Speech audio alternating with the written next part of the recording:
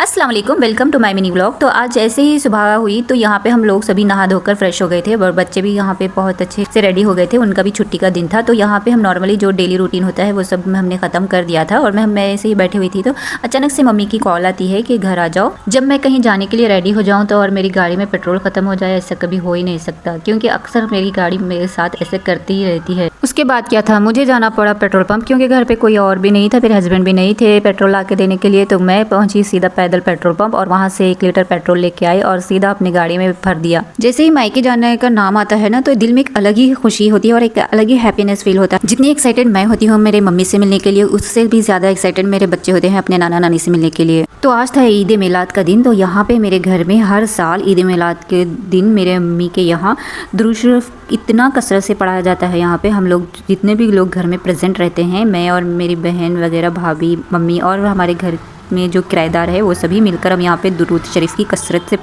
कसरत से पढ़ा करते हैं। यहाँ पर हम लोगों ने दुरूद शरीफ असर की नमाज तक कसरत से पढ़ा, जितना भी हो सका उतना पढ़ा और उसके बाद हम यहाँ पे दुआ के लिए खड़े हो गए। और उसके बाद में हम सभी लोगों के लिए दुआ किए, अपने लिए, अपने खानदान के लिए और अब सब लोगों के लिए दुआ की। उसके बाद हमको पहुँच गए मेरे भाभी किचन रूम में और यहाँ पे गरम गरम पकौड़े बनाकर दे रहे थे भाभी। और यहाँ पे देखिए अरमान यहाँ पे आने के बाद इतना खेलने में मसरूफ हो जाता है, उसको खाने पीने की भी होश नहीं रहती है। तो मैं उसे बाहर ले जाकर दे रही थी पकौड़े। तो ये आलू के पकोड़े हैं जो कि मेरी भाभी ने बनाया था, माशाल्लाह बहुत टेस्टी हुए थे। आप लोग ईद मिलाद के दिन क्या क्या पढ़ते हैं कमेंट में जरूर बताएं।